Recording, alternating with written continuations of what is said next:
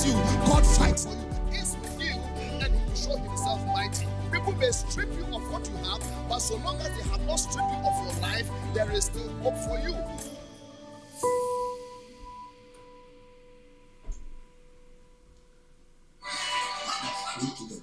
You may have lost a lot of physical things, but so long as you are alive, you haven't lost everything. When the battle chooses you, God fights for you. He's with you, and He will show Himself mighty. People may strip you of what you have, but so long as they have not stripped you of your life, there is still hope for you.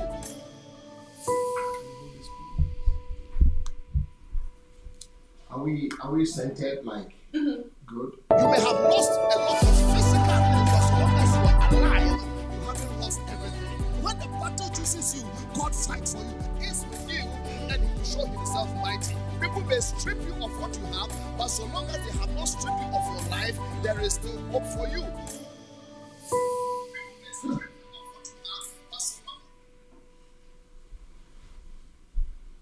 You may have lost a lot of physical things, but so long as you are alive, you haven't lost.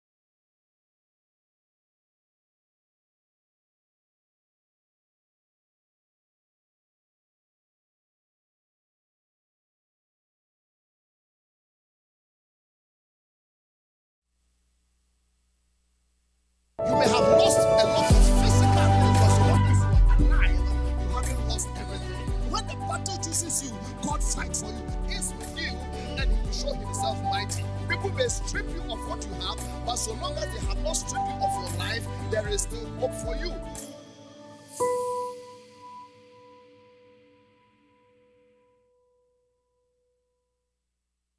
You may have lost a lot of physical things, but so long as you are alive, you haven't lost everything. When the battle chooses you, God fights for you. He's with you, and He will show Himself mighty. People may strip you of what you have, but so long as they have not stripped you of your life, there is still hope for you.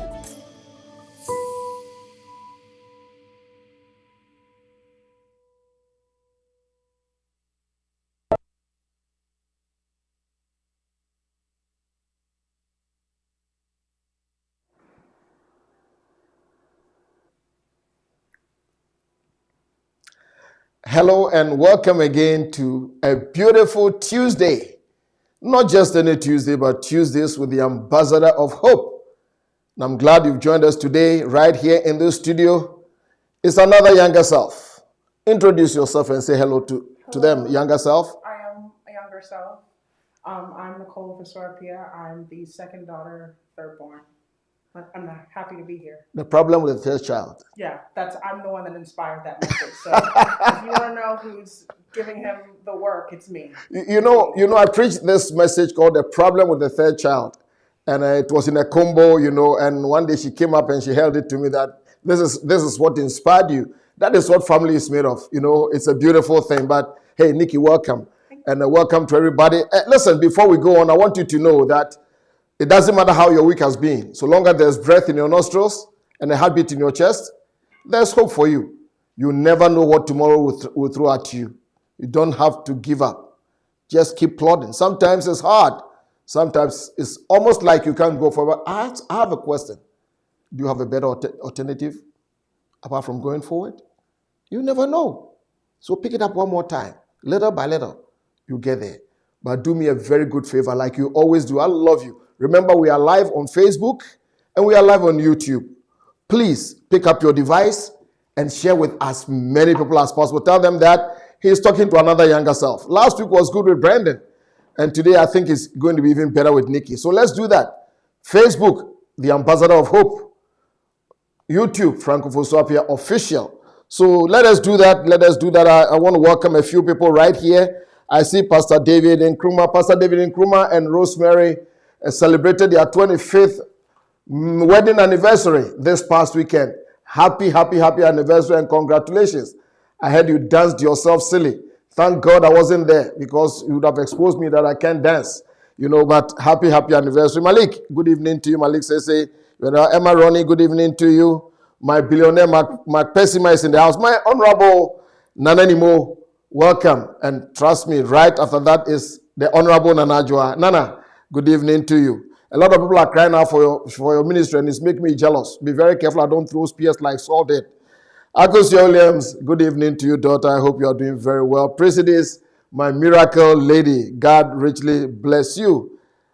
Akosia Osia, you are in the house. That's her favorite person. So welcome, Akosia. God richly bless you. Let's see who is here. Joe Bandy is in the house. All the way down under Evangelist Josephine Ejab. I know it's Wednesday morning over there, but thank you for joining us. Jethro is in the house. Jeff, God richly bless you so much. V. Vaglas is in the house. Let's check a little bit on our YouTube crowd and let's see who is in the house. Well, Brandon is there. Brandon is watching. Nikki, Brandon says he is watching you, so you better put on your best behavior. Yes. Zandi, God bless you. My billionaire. Yes. This is not me. I try to be very magnanimous. I try to be very neutral. You know those people who say they are neutrals? They are very neutral. And on this, I'm very neutral. This is from Akwesi Osu answered the billionaire. I didn't say it. He just said, Papa, I am elated to see, very elated. Congratulations to us. That is him. I don't know the us. Champions, Papa, YNWA. If you know, you know. And if you don't know it, forget it. You will never walk alone, Kwesi. God bless you. Some people are bleeding. It's okay. Nicholas, good evening to you. Building Today's Woman, you are here. Good evening to you. Larinette, good evening to you. Eunice, good evening. Comfort Yamwa. Nikki, Comfort says good evening. God bless you. Veronica says that. Hi, Pastor Frank. Hi, Nikki. Veronica says she's still waiting on you. I don't know what it is, but you better redeem yourself, Nikki. Okay. I'm texting you after. Veronica, get her. Just get her. Liz, good evening to you. God bless you. Margaret, good evening to you. We are going to have a lot of fun tonight. We're really going to have a lot of fun tonight. God richly bless all of you. Right, we get in. Last week we started a conversation, Brian and I, talking to my younger self, and it has to do with this. The making of the Ambassador of Hope is my latest book. It's my memoir, a little bit of my story from the womb, not to the tomb yet. I'm not going anywhere very soon, but that's how it's going to be. And we are talking from this book about a little bit about my life. Sometimes, people want to know about you. People are curious. People see you and they don't realize you have your wears and tears. And sometimes even people like us have feet of clay. We make our generous mistakes. We make everything. So who better to have a conversation than somebody that has known me all their lives, and have a ringside seat, as it were, in my life. They see me without the collar. They see me without my microphone. They see me just being me, not Pastor Frank, not Bishop, not Doctor, but Dad. And for me, that is a brilliant thing. So, Nikki, let's roll. Do you have some few things to? I do. Yes, a lot. I do. I first want to start out by saying I really enjoyed reading this book. Right. And I also want to say thank you for writing this book. If for no one, but for me and the other three. I know a lot of people. Everyone has parents, but not everyone will see their parents' lives and their inner workings of their minds laid out so beautifully. So I do want to say thank you. Thank you. I'm saying, like, this will live on longer than us, and for future generations will be able to be like, oh, this is my great-grandpa, this is my great-great-grandpa. So I just wanted to start off by saying that. Thank you, Nikki. So I wanted to jump right in and ask some questions. So actually, I wanted to start from pretty much when you started church planting. Yes. So let's say about page 69, I'm going to be going straight from certain excerpts in the book. Okay, here I open right. So the first church you started, what is that? Even me bringing that up, what does that invoke in you? How do you feel? Like, was I mad? Was I out of my mind or something? So like, yeah, it's is it like in London or Atlanta? Yeah, no, in London, the In first London, church. the first church, yes, first church in London. I don't know whether I was out of my mind or something. You know, you are in a strange country. You don't have a lot of support, a lot of backup. You don't have money. A whole lot you don't have, you know, but you have God, and you plant this church in one of the most hostile housing estates in the whole of Europe at that time. Now it's been gentrified. I hear it's been gentrified, but it was the most terrible housing estate, not just in the United Kingdom, but in Europe, the North Peckham estate.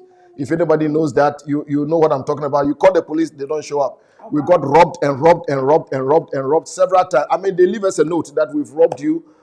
We will come back for the rest. You know, it was like, it wasn't funny anymore. But we thank God, our women had their purses snatched. You know, they broke into our car. We didn't have a lot of cars, maybe the whole church, maybe 2 cars. And they will still make sure they break in, they take out. Those days, they will take out the radio, you know. Yeah. So it's a whole lot of interesting experience.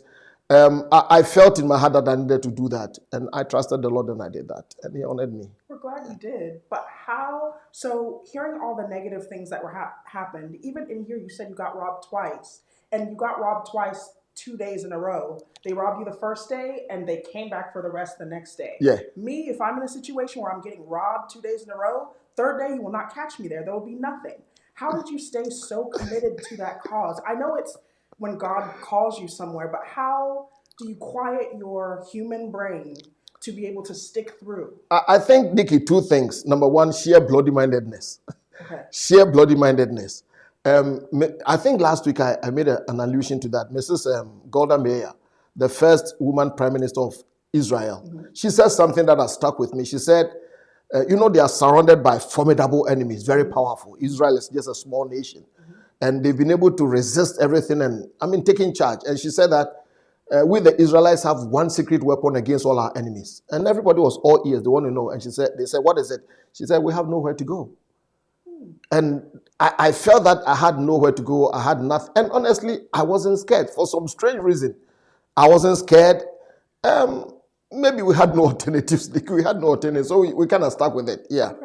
I understand that. Yeah. Yeah, that's crazy. So moving on to your next church, All Nations in United States of America. Yes. How does that make you feel, just saying that? If I said it was easy, I'll be lying. Okay. If I said it was easy, I'll be lying. You know how you lived in the United Kingdom for a very long time? And of course, I used to come to America off and on maybe for 10 years before we eventually relocated. And I realized that my life had been sheltered, as it were, from the real America. Because I fly in, I go to do my meetings. If I had to see some sites or whatever, hardly but meetings, then straight back to the United Kingdom. My assumption was that America and United Kingdom were the same people. Okay. Until I came in to live and I realized, there was a difference between a slightly socialist nation and a seriously capitalist nation. You know, Nikki, what I mean. It's like when Mommy was having you in Lewisham Hospital, we paid zero, nothing. When she was having Brandon here, it was about $15,000 of money we didn't have. So we had to do like, is it a plea deal or something? We had to go through and pay little by little, until at a point we prayed and some Catholic something walked in and a whole lot of miracles.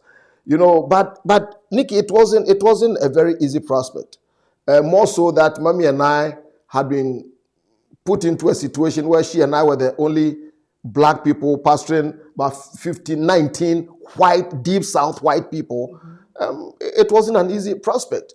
I had to relearn a whole lot of things. A lot of times I think I was borderline depressed. Okay. Borderline. I didn't show it, but it was tough. So how do you come out of that depression while also navigating so many different things? So I don't normally like to use this, but Nikki, if I can find like a get out of jail card, I'll say just the grace of God. Okay. Just the grace of God. Today, I'm able to hold the hands of people and walk them through their dark valley. Mommy and I had nobody. When I say nobody, zero nobody. Yeah. Nobody to comfort me, nobody to help me. Mommy and I and you and Brandon, of course, Nana and Kwaku were back in the UK to complete their studies and come over. So it was sometimes like shooting in the dark. And I had to pick up myself, one foot in front of the other, little by little, encourage ourselves. And lo and behold, here we are. We survived it. We survived it, yes. Not only survived, but thrived. Yes. There was a point in the book where you said that you had to learn the American systems, the American mindset, money, financials. What helped you do that? Because I know a lot of people that are watching were a lot of immigrants. There are a lot of people that are just now navigating that way. So what really helped you navigate what, I guess, quote unquote, being American, thinking like an American? Was it easier because you kind of had a little bit of a middle ground coming from Ghana to then to Europe to America, or? If I may say that what really helped me, don't forget that I had come to do graduate work in California. And you remember you were there. The Californians and Georgians are two different types of people. Two nations. Yeah, California is a whole different nation, totally different nation. But at least it helped me understand credit, which in the UK, it helped me understand the socialist way and a whole lot of the capitalist, a little bit. So that gave me a little bit of buffer. Gave me a little bit of buffer to understand the American a little. But Georgia was like, oh, so different.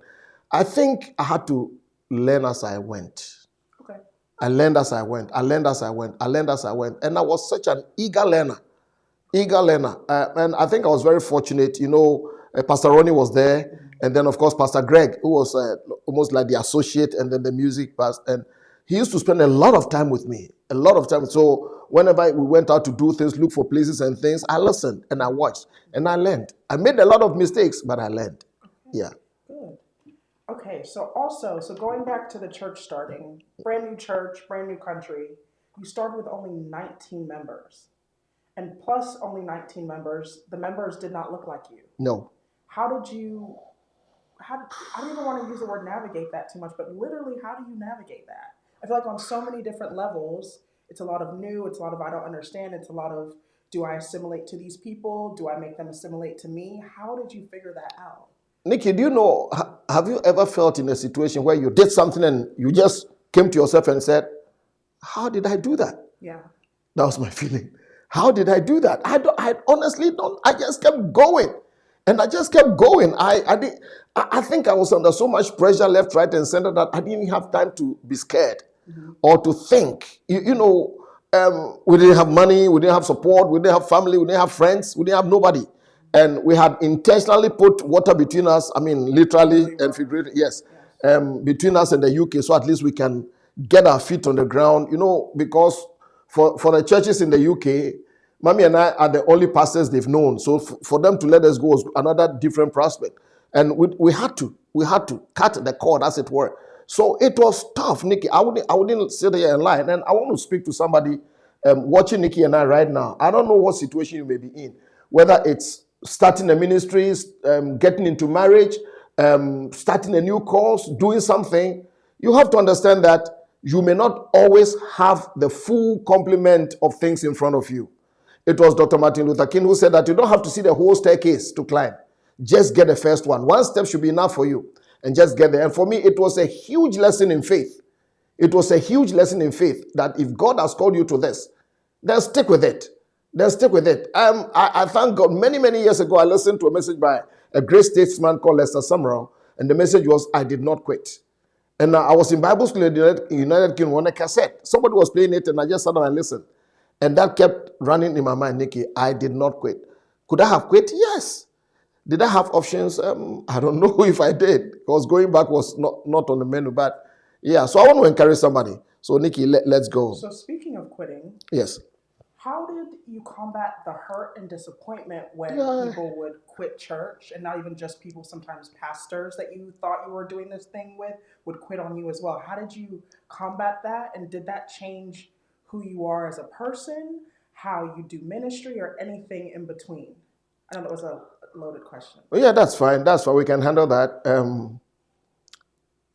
Hurt is what people do to you, but bitterness is what you do to yourself. And what helped me along the way was the fact that in a previous life, somewhere across the Atlantic, I faced things like that. People have left me. People have let me down. I've let other people down, whatever. Pastors have left me when I don't think there was any reason for them to. Brandon asked me about trust. I think I was borderline naive, too trusting of everything and anybody, and give my all. And I still do, but with a little bit of care now. If anybody told you that you get used to betrayal, you get used to disappointment, I'd like to meet the person and give the person a gold medal or a platinum medal. I don't think you truly get used to that unless you are not human or you are too cold-hearted or stone-hearted. It happens. You see, in corporate, Nikki, which you know you are in corporate, I think you can quit your job and just forget about everybody. You can be fired and forget about everybody. But in this, it's a family, it's spirit, it's a connection. Your life is poured into people and people's lives are poured into you. Sometimes you can't just up and leave and feel that somebody else is going to be okay. But unfortunately, that is humanity. And so one of my mentors, Archbishop Benson Dahosa in Benin City, Nigeria, said something in one of our classes. He said, students, you have to learn to love the things you can't change. And it's one of the things that kept us going. I had to learn to, I didn't love it, but it helped me. That I can't change it. I'm not responsible for people's decisions that they take. But we kept going. I just made up my mind that I would not let it become, these things, let me become somebody I'm not. No. That makes sense. And I think it's interesting that you said that you're very trusting, because also going through the book and reading, a lot of your help wasn't, from what I saw, wasn't God speaking to you in the big God ominous voice. It was a lot of people that you came across, people pouring into you, people giving you a space, people, word of mouth, things traveling. So I think that you being that way is kind of a helping and a hurting a little bit. So I guess in life, in all things, you have to find the balance. Yes. It's so true. You know, just before we came online, I had done a little recording for a church that I love and adore so much, way in Australia, Sydney. We just did that. And Pastor Balu and your church, Living Word in Sydney, Australia, again, happy anniversary if you are watching me. And there was a couple in our church in London who got married. And in those days, weddings, I preached, about 30, 40 minutes. I preached. And then they relocated to Australia. They joined this church that I just started. And I think the pastor went to visit them and they were playing their wedding. And said, who is this preacher? Long story short, I was invited to be their first foreign speaker, and I kept going and kept going. That's what opened the gateway for me to Australia. So these are little things. And like you said, people pour into my life. I can go on and on about people that never thought could be a help to me, who became doors for me. And so with my hurts, Nikki, I also saw the right hand of God helping me. And again, I want to tell somebody this, that, see, life is not one-dimensional. Life has its ups and downs, highs and lows. The same sword that Goliath had fashioned to kill David was the same sword that was put in David's hand to cut off Goliath's head. So people may hurt, people may do things, but also open your eyes enough to see the goodness of God. Darkness comes after light, and light follows dark.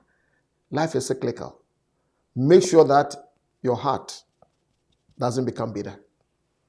That's very hard, but I understand.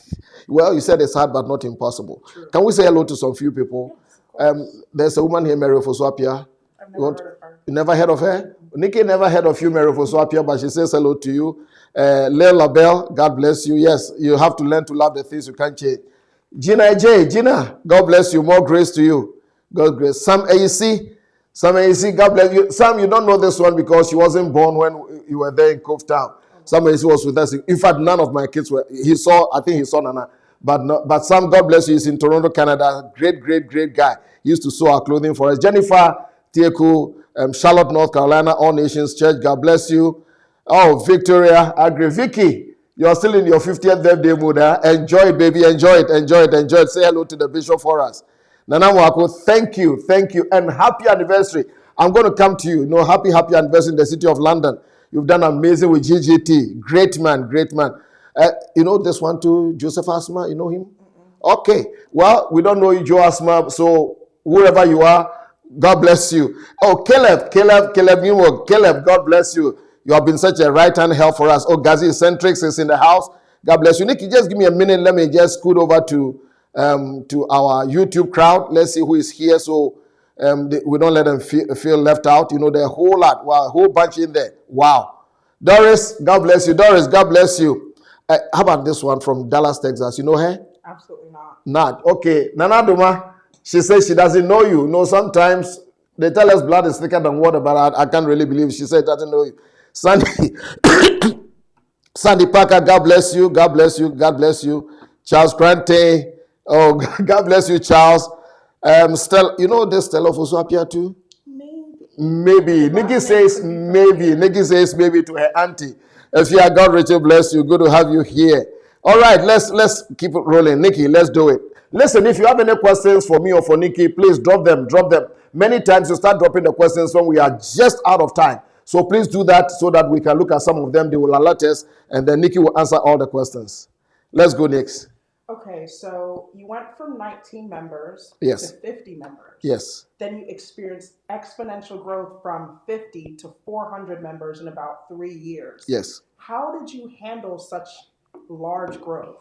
What was the hardest thing and the easiest thing for you at that time? Let me do the easiest thing first. The easiest thing was I had good people around me who really, really helped me. Pastors, ministers, people that really helped me. The other good part of it was that I could see that people were really hungry. I had something that they were looking for. I was young, about 42, 43, in there. So I had a lot of energy, I had a lot of swag. It was all there, but I had good people around me. God sent me amazing people to come help nurture this group with praise and worship, with prayer leaders, with all kinds of people. We did that. There was this energy, this bond. We still haven't lost that, but of course we've matured, we've mellowed, but we're still growing. And it really helped. The hardest, let's see, what is the hardest? The hardest was to let people understand that as church grows, I was going to evolve from being a one-on-one, hands-on, everybody kiss every baby shepherd to become a rancher. Where I have a ranch and where I cannot touch everybody, but I have to use other. And I know even up to today, some people leave because they feel they've lost that one-on-one thing with their pastor. It's sad, but it comes with growth. It comes with growth. Other than that, they tell us that the average church the average church size in America today is less than 50. The average in America. Forget about the big ones that you see, and one of the reasons is that a lot of people insist on having a one-on-one relationship with the pastor. They like the small church.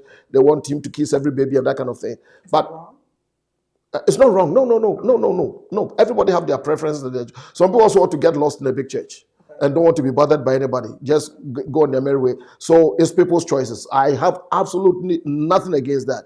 Everybody has their choice. But if you're going to go into a growing church that is growing like we did exponentially, then there's a price I pay and there's a price you pay. Today, like last Sunday, a couple came to see me. They've been coming to church all the time. They told me I never recognize, and a lot of people like that. So that was the hardest part, to lose that touch with people. Okay. Yeah. So also with 400 people, everyone is not going to be the same. Everyone, like whether male, female, young, old, Ghanaian, Nigerian, Jamaican, Caribbean, anything. So how did you balance the melding? Like, of course, it's all nations. So how did you balance the melding of different cultures? I know in the book you said you were very adamant about everyone speaking English because, we're in America. More than likely, you're going to speak English. So other than that, how did you shoulder that? It was a difficult prospect because, you don't need a PhD to know that I'm a Ghanaian.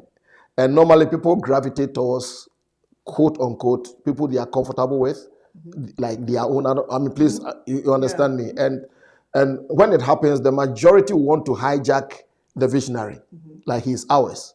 And I had to be very intentional in detaching myself from that, to be controlled by the majority group in the house. And I built bridges. I was very intentional in my teaching and preaching and talking about that.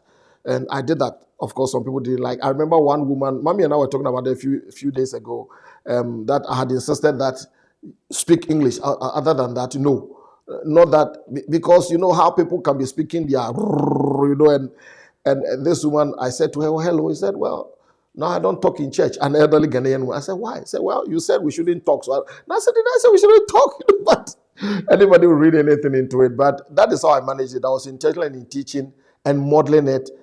We made sure that even in our choices of songs and things, we cut across everything. We cut across everything. So that really helped us a little bit. Okay, a little question. Yes. To be a little, Go on. Be Nikki. Come on, be Nikki. So when the church was at 50 people versus the church at 400 people, which did you enjoy more? I think all of them. No, you can't. Why can't I? You have to pick one. 400, you have more trouble. That's true. I think I enjoyed myself at 50 more than 400. That's what I was thinking. And then after we went from 400 to whatever, it's another matter. More people, more trouble. That's true. More people, more trouble. At 50, I didn't have to, never mind. Listen, Pastor David Ayomi, Pastor David, God bless you. He has a wonderful church in Ashaman, one of the most beautiful churches in the Republic of Ashaman in Ghana. I tell you, I was there in February. This man and his church just blew us. I think Irene and Priscilla and I were there. Tamale is in the house. Pastor Alfred Ofosu-Appiah. Pastor Alfred, God bless you. Evergreen Church, amazing. This is Abrefi. God bless you. That's your Nikki Abrefi. I see Abraham Boyan. Abraham was our keyboard player, guitar player in London. Just amazing guy. Abraham, God bless you. Of course, you know Uncle George Ohene. George, God bless you. Grace Chapel is in the house. God bless you so much. All right, Nikki, let's roll. Listen, do you have any questions? Roll the questions. We are here. Roll the questions. Okay, so I wanted to transition out of church planting and go into a little bit of your own personal ministry. Right. And as you can see today, we're on Tuesdays with the Ambassador of Hope. And hope has been something that you've clung on to pretty much, from what I see, pretty much your whole life. It's had a very strong message of hope when things are down and out and it seems like you don't have a way, and you've always had hope to go to the next stage, and it's always kind of worked out. So, and you in the book you speak about the language of hope. What is the language of hope to you? The language of hope is looking into a seemingly impossible situation and speaking it to let it know that it's going to be okay. It's a language that does not put people down, not that it doesn't correct, but it corrects in love. But it's a language that paints photos of possibilities. It's a language that makes people know that if there's a today, there's bound to be a tomorrow. And anything that has a beginning has an end. For me, that is the language of hope. It's a hope of lifting people up. It's not a strategy, but if you don't have hope, then you cannot have a strategy. Okay. You get my point? Yes. You have to have a hope before you have hope is not a strategy. But in order to have a strategy, you have to have hope that something is going to work out. So that, for me, that is it's a language that lifts people up. It's a language that paints photos of possibilities. For me, that is how a visionary must be. You paint photos of a can-do-it thing, So for me, that is the language of hope. So if someone isn't necessarily fluent in that language of hope, how does someone become more fluent in that way? Anything you desire to do, I think you can.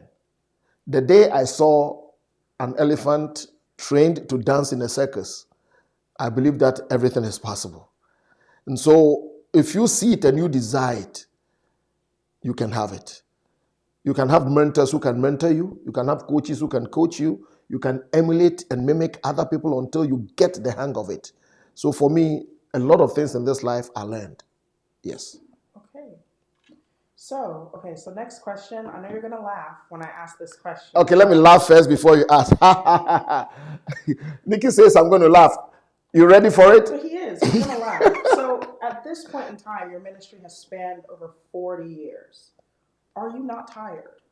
And if you're not, how have you avoided burnout?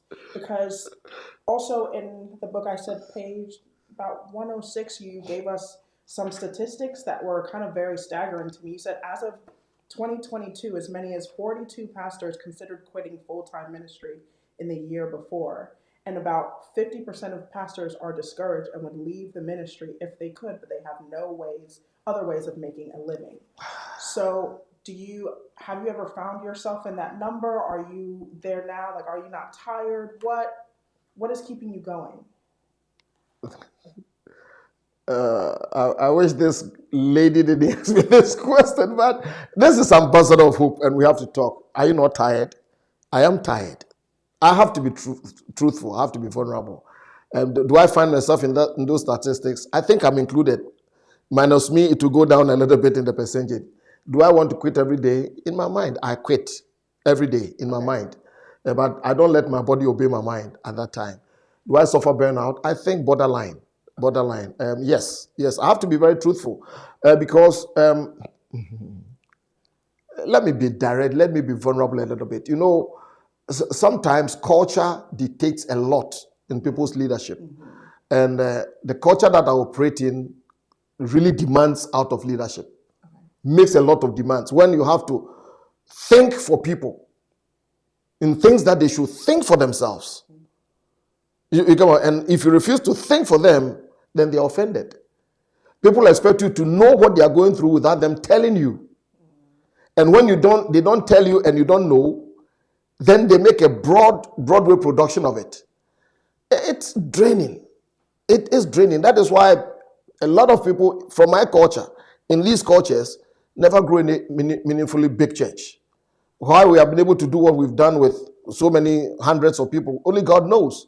And it's tiring. It's draining out. Well, she asked me, I wasn't going to say it. She asked me, so let's pretend that she didn't ask me. But it's draining. I'm tired. I feel like running away, to tell you the truth. I have to say it. Every day, you know, I feel like running away. Because sometimes you ask, I think you can think for yourself. But, you know, of course, think for me so that in case it doesn't work, then I can blame you. Hey, it is what it is, man. Bring it on. I'm okay. So, I'm tired. And what do you say about that? What would I say about you being tired? Yes. Look at the mentality. As a child, my greatest wish in life is that my dad would just stop. He'd be like, oh, I'm going here to rest and take a sabbatical. But then I open my phone and I see clips of him preaching. And I'm like, that doesn't look like resting to me. So I just wonder, is it like a thing that you want to, but then you're like, oh, I should do this, oh, I should do that, I'm trying. Let me ask you a question. Have you spoken with your sister, your big sister, today? No. Oh, because I know she's watching. I mean, she schooled me today, you know, schooled and scolded me. It was nice, just like Nana can do with her dad, you know, and it was almost like she gave me like examples, you know, you have a friend and the friend is being abused and you've advised the friend and it's still being abused and she was telling me, you're on your own. You wouldn't listen to us because you guys see me close quarters. You know. I know sometimes you've gone out, come in at 1 a.m., 2 a.m. and I'm sure you. 1 a.m.? Yes, 1 a.m., 2 a.m. You're 1 a.m., 2 a.m.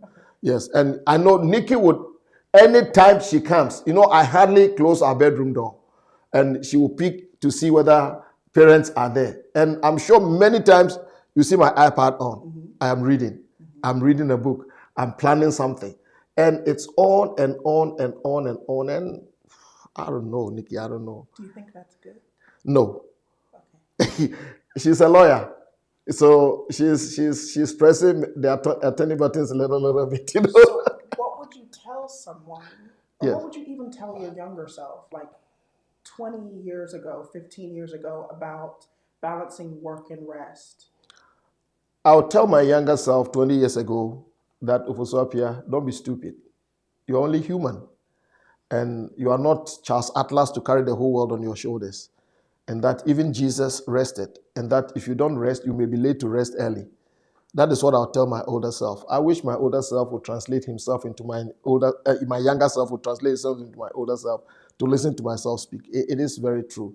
And I know you are asking this out of concern because you see him at close quarters.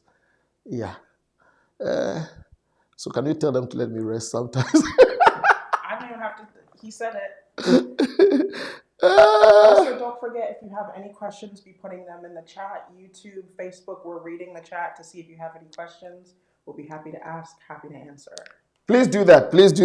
Pastor Francis Ajimai, God bless you. That's Rure's dad.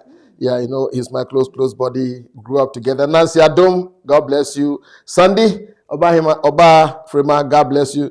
Akosia William says that she's with you on this, Amma Ben Patando, God bless you. God bless you so much. Pat Love, Pat, I hope you are doing very well. Please say hello to your husband for me. We appreciate both of you so much. Yeah. Yeah, Nikki, let's roll. Hey, listen, guys. How many? We don't have forever, do we?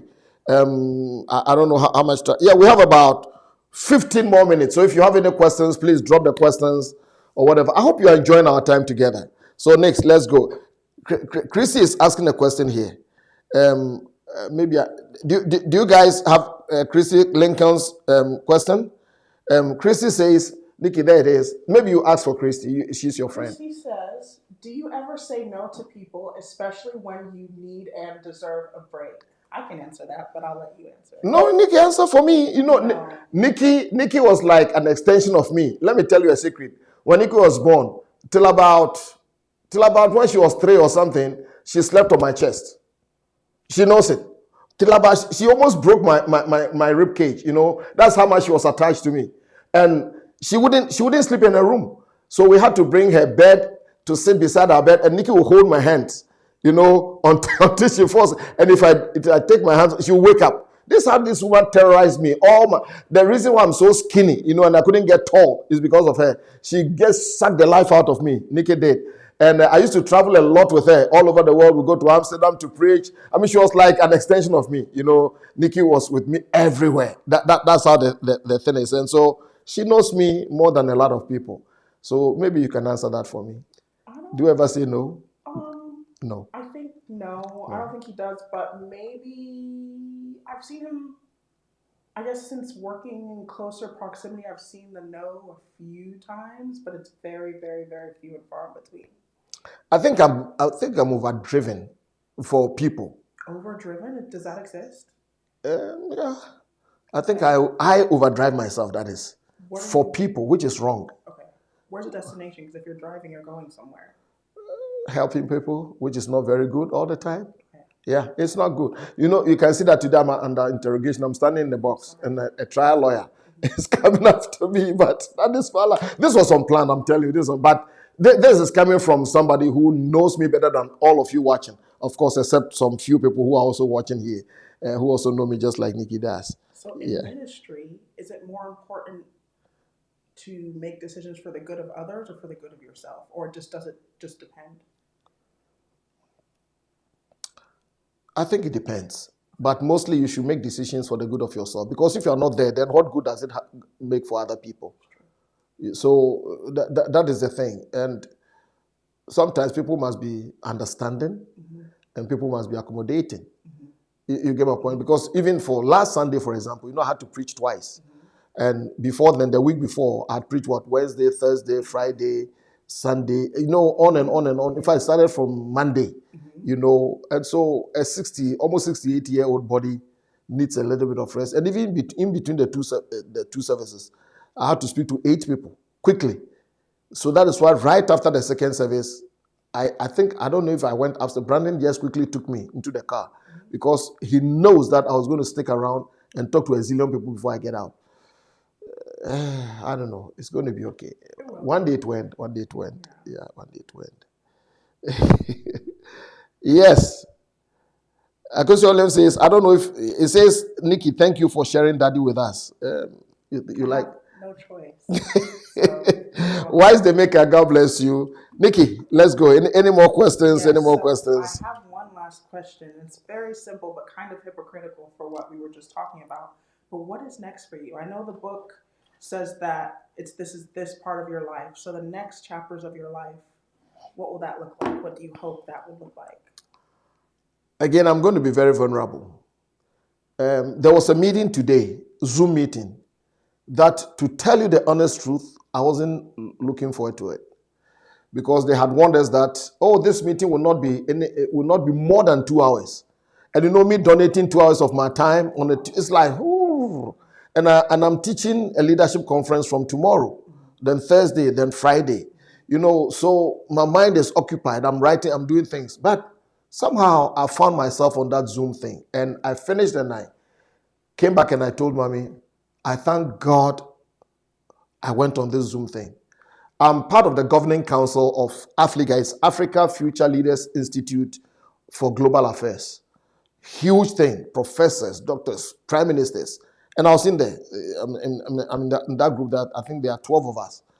And everything that went on was like God put me there to listen to myself, talk to myself. That this is what you should be doing rather than being contained by the four walls of a church. And it's been going on for over and over and over and over that your remit. I remember I've stood before church giving them church a resident pastor, but it's like he doesn't exist when I'm there. He just does not exist. And sometimes I wish I didn't have to go to church so people don't see me.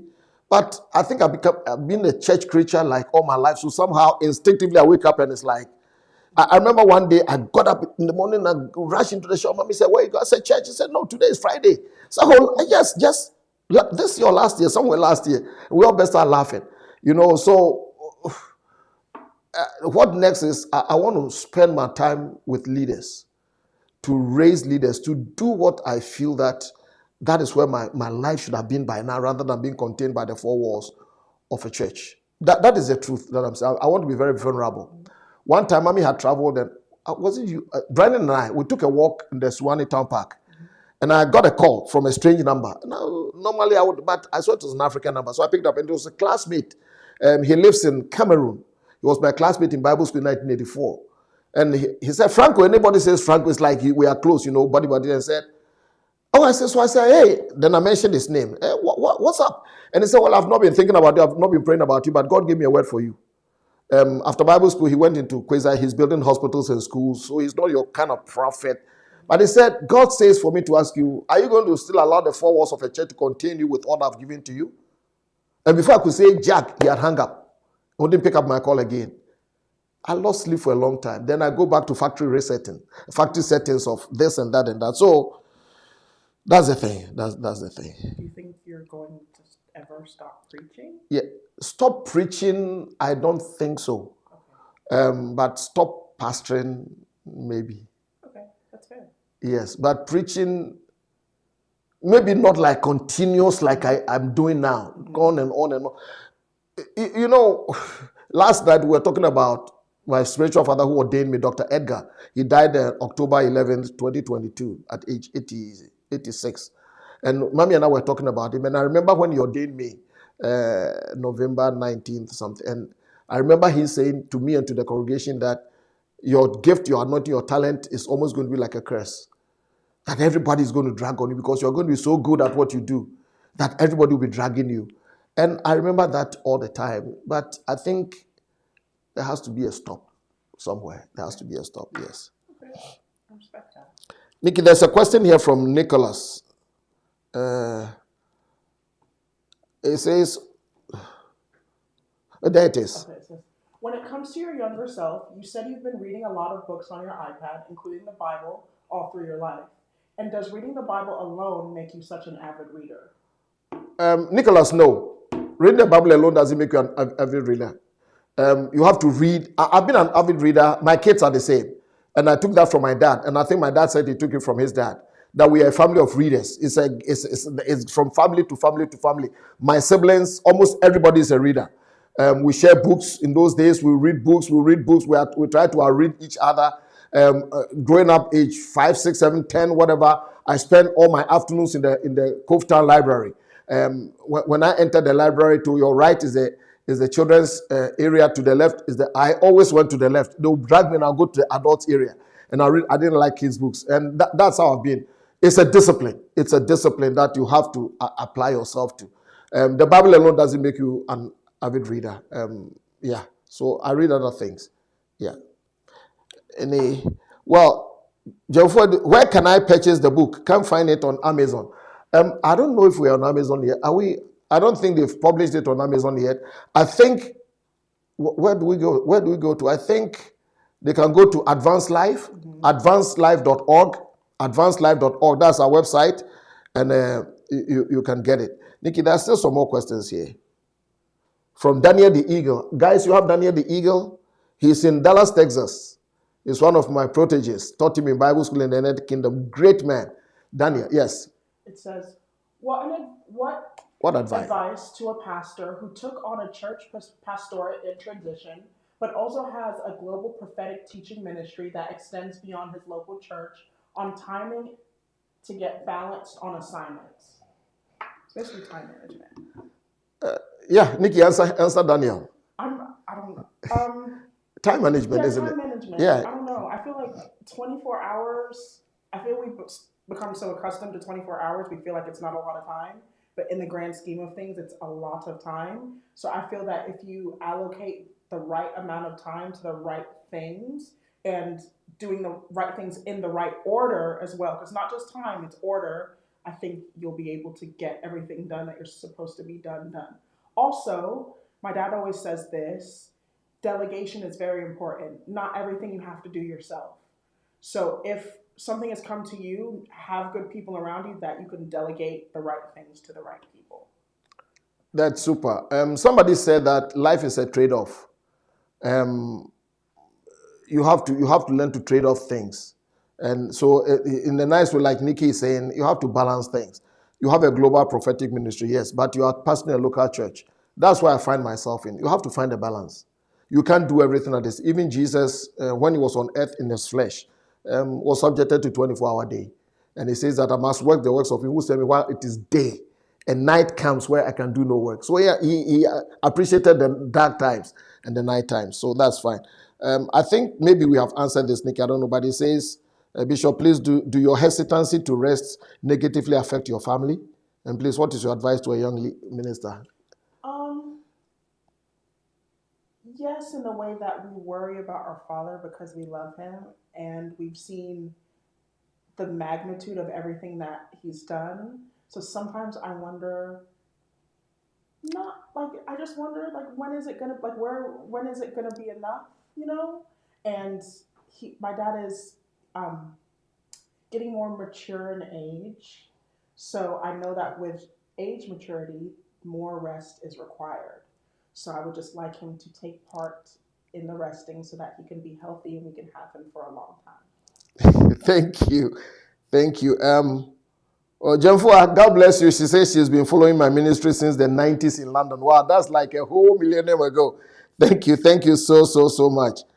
Do we have any more questions, guys? We've got about 3 minutes. 3 minutes and we are done. 3 minutes and we are done. Any more questions? Other than that, Nikki, do you have something to say to people? A question, something? An admonition to people, something? Before we get out of here? No. Akosia Sewa is on the line. She says, hello, your favorite cousin. I think everything I said, everything I asked is what I was wondering, but I do want to say thank you for putting everything into a book. And also to the parents out there, if you don't have to do a big fancy book, but if you want to write down the life lessons that you've learned, if you want to write down stories about your life for your kids and your kids' kids and your kids' kids and kids to be able to read, I think that you should do that. Passing your story, it doesn't even have to be your children, your nieces, your nephews, just passing along your story is one of the greatest things that you can do. So I would implore you to do that. But I'm glad that my father did this, not only for everyone, but for me, for Kwaku, Brandon, for Emma. So thank you. Thank you. You see, wait, congratulations on your future endeavors. Yeah, but we'll miss you. It's nice. We'll miss you. Yeah. See, we'll miss him. See, that's what I'm saying. We'll miss him. But if you go on YouTube and search for Ofosu-Appiah, you have hours and hours and hours and hours of things that you can go back to. It's like he's given us so much. There's so much there that it's enough. Yeah, it's true. I think I've done maybe 10 lifetimes in one yet, so the rest, I don't know, maybe they have to tie me to a tree or something to rest. But like expansion of ministry, I've traveled away, I'm traveling away, then I will travel away. Life is always three-dimensional, the past, the present, the future. And you always have to learn to negotiate that in a seamless way. It's been a wonderful, wonderful, wonderful time. I thank all of you for sharing this time with us. I'm sure we'll do it another time. Maybe I have to get my other self and this other self, and then we'll do it again. I think the conversation thing is okay. I purposely wanted you to get a little window into my life. Because some of us sometimes are enigmas. We are like, who is he? How does he take? Does he eat? Does he snore? Does he drool sometimes on his pillow? Something? Does he fall asleep in a chair sometimes? It happens. It happens. We are human. Does he get hurt? Does he get betrayed? Does he make mistakes? Yes. I mean, I want to put it all out there, and it's here in this book, The Making of the Ambassador of Hope. If Nikki Nikki is a reader, she likes it. Said that's book. Please, please, please get yourself a copy. Advancedlife.org. Just go there, or if you want to come to All Nations Church, it's going to be there. Yes. And also, if you can't find the book on the website, you can email info@advancedlife.org for a copy, and they'll put you in contact with the ways to get copies straight to you. Please say it again, Nikki. Let them know where to go. info@advancedlife.org. So info@advancedlife.org. Don't forget, and they'll just ship it to you. I think I like the book.